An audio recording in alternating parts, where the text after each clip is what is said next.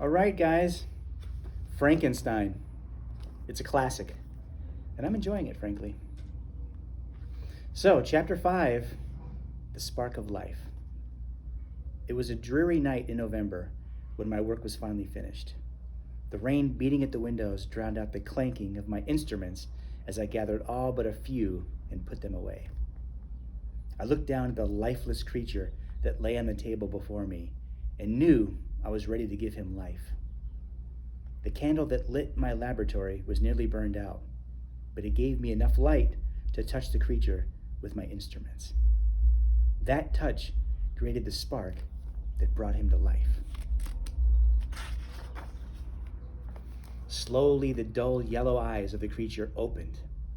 A hard, raspy breath lifted his huge chest at the same time that his gigantic arms and legs began to jerk with convulsive movements. I stared hard at this creature. I'd spent 2 years forming him. Once, I'd considered this a beautiful piece of work, the result of my life's dream. But now, it filled me with horror and disgust. His yellow skin was stretched over bones and muscles, barely covering them. His long black hair flowed down over the shriveled skin on his grotesque face and thick neck, and his pearly white teeth contrasted with the straight, black lips surrounding them. What had I done? I couldn't bear looking at this horrible creature another minute, and I rushed out of the laboratory and down to my apartment. Throwing myself on my bed, still with my clothes on, I hoped that sleep would erase from my brain the ugly picture of horror and disgust that I'd just seen. Sleep finally came, and it brought wild dreams of death and Elizabeth and my mother. When I suddenly awoke in a panic, my teeth were chattering and my arms and legs were convulsing. The dim light of the moon shone through the window into my bedroom. As my eyes flew open, the moonlight revealed the huge figure of the monster as he lifted up the curtains around my bed. He stared down at me with a horrible grin that forced wrinkles in his cheeks and stretched his ugly black lips. His jaws moved, and he muttered some sounds that had no meaning. As he reached out to touch me, I jumped from my bed and rushed out the door of my apartment. I fled down the stairs and into the courtyard. I hid there, weak, horrified, and bitterly disillusioned for the rest of that dismal rainy night. That's the end of chapter 5. Awesome. So Frankenstein is alive. Chapter 6, Madness. At 6 o'clock the next morning, I dragged my soaking wet body out of the courtyard. As I staggered through the streets, I had no idea where I was going or what I was doing. I was terrified to return to my room and just as terrified to turn each corner, sick with fear that the monster might be there or anywhere just waiting for me. After several hours of aimless wandering, I found myself in front of the inn that was a stopping off place for coaches traveling in and out of the city. I don't know what made me stop at that very moment, but as I looked around, I saw the coach from Geneva approaching. As the coach pulled to a stop, to my utter amazement, the passenger getting out was my dear friend, Henry Clerval. "Victor," he exclaimed, "what good luck to find you waiting here for me." I was delighted to see my closest friend. As we shook hands, I forgot for a moment the horror and misfortune I'd lived through just the previous night. As we walked, arm in arm, towards my apartment, Henry explained why he was in town. I finally persuaded my father that I needed to know more about the world than just how to be a bookkeeper in business. So he agreed to let me attend the university. "That's wonderful, Henry," I told him. "I'm really happy to have you here with me. But do you have any news of my family?" "Well, they are all well and happy, but also worried. at not having heard from you in such a long time." He stopped walking then and stared hard at me. "I must confess, now that I see you, Victor, I'm worried too. You're so pale and thin. Are you ill?" "Not ill," I explained. "Just working very hard on a project which is now finished.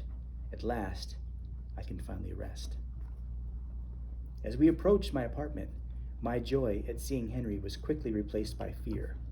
I began to tremble. What if the monster were still in my bedroom? I dreaded seeing him, but I dreaded even more the possibility that Henry might see him too. I ran up the stairs ahead of Henry. A cold shiver came over me as I turned the doorknob and slowly opened the door. I breathed a great sigh of relief at finding my apartment empty, and I joyously led Henry inside. My job was so great that I began to laugh. A loud, wild laugh that stunned Henry. Then, when I began jumping over chairs and clapping my hands, he became truly frightened. Taking me by the shoulders, he began to shake me. "For heaven's sake, Victor, you really are ill. What is it?" My eyes began to roll wildly, and I pictured the monster walking in the door. "He is the cause," I cried, pointing to nothing at the door. "Henry, please save me." As Henry shook me, I imagined it was the monster, and I struggled furiously. I beat at him with my fists until I fell to the floor in a fit of convulsions. How worried Henry must have been to see me this way, but I never knew it, for I was out of my mind for many months that followed. Henry never told my family of my illness, but instead took care of me himself, day and night, with kindness and devotion. The picture of the monster was before my eyes every minute of all these months. Henry paid no attention to these wild ravings, convinced it was my madness that caused them. It was spring, more than 5 months later, before I began to recover. My gloom was disappearing, and I was becoming the same cheerful friend Henry had always known. I knew how much I owed him, and I tried to express my gratitude. "Dear Henry, you spent this entire winter taking care of me when you could have been attending the university, which has been your dream for so many years. How can I ever repay you? Just by taking care of yourself and getting completely well." When that day arrived, I took Henry to the university and introduced him to my professors and to the other students. Professor Waldman welcomed us warmly and told Henry, "Victor's astonishing progress has made us all very proud of him. Why, he's the top student at the university."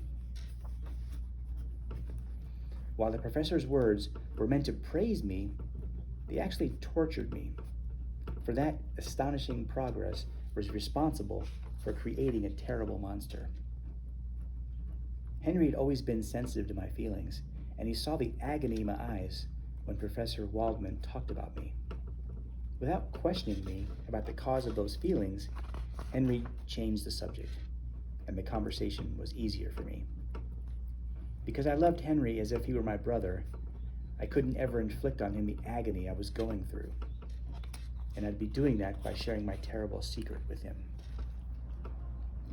When Henry visited my laboratory above my apartment, he saw how nervous I became when I spotted my instruments. He had no way of knowing the part they played in creating the monster. Again, without questioning me as to why I was so nervous, he quietly packed away the instruments and locked them up in a room. By then, I decided to give up my study of science because of the horror it had brought me into my life. But it wasn't my nature to return idle, so I decided to remain at the university and join Henry studying Oriental languages. We spent a relaxed, pleasant year together, learning new languages, reading the beautiful, comforting books of Persian writers, and taking wonderful walking trips, often for weeks at a time, into the beautiful countryside around town. I soon became the same happy person who had come to the university a few years before, with no sorrow and no care. The horror of this monster and my madness following his creation have been erased from my memory. That's the end of chapter 6. Chapter 7 is called The First Murder. That's going to be a good one. Stay tuned.